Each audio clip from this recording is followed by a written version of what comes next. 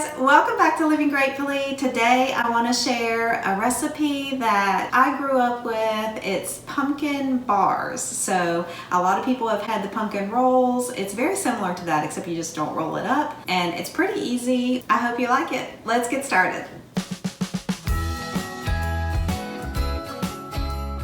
Okay guys, I did a quick search on YouTube to see if this same recipe is out there, and it didn't come up. Now, I'm not saying it's not out there for sure. I just, it wasn't in the top 10 that showed up. A lot of pumpkin bars and pumpkin roll recipes are out there, but this one's a little different because it uses the pumpkin pie mix, and it's super easy. And we'll top it with the homemade cream cheese icing, which I'm sure you've made before, and that's really easy too.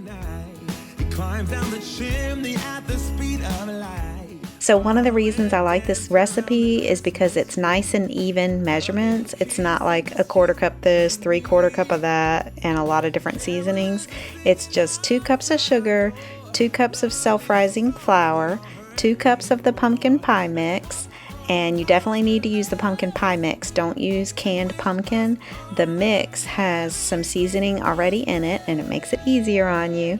And then it does have 4 eggs and a cup of oil, and that's what keeps it nice and moist.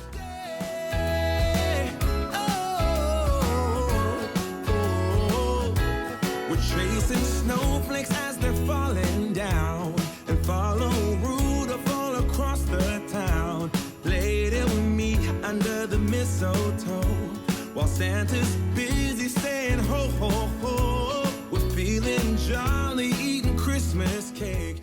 You can add chopped nuts like pecans or walnuts, and you can put them in the mix, in the batter, or you can put them in the icing, or you can put them on top of the icing, or all 3 if you really like nuts.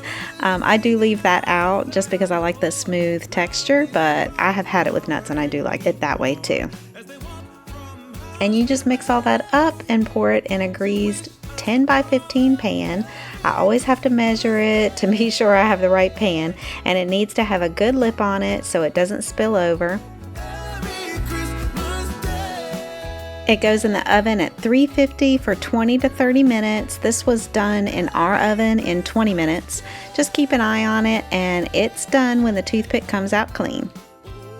Now on to the icing, this delicious cream cheese icing. I'm sure you've made it before, but I always cream the butter and the vanilla and the cream cheese that is at room temperature first, and then I add the powdered sugar in batches.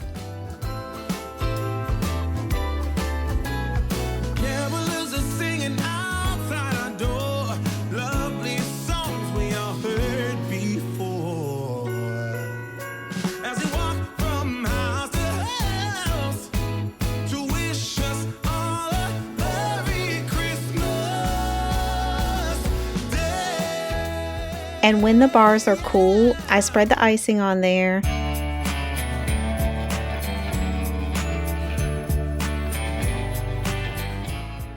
And then my trick to help me cut them into squares or bars easily is to freeze the whole pan.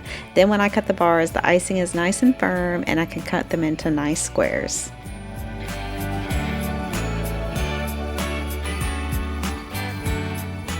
We shared these yummy pumpkin bars with our friends and neighbors, and there you go. That's my pumpkin bar recipe from when I was growing up. My mom shared this recipe with me, and whenever she made it for people, she would always get a lot of compliments. So I hope you guys enjoy it, and I hope you all have a very Merry Christmas, and we'll see you next time. Bye!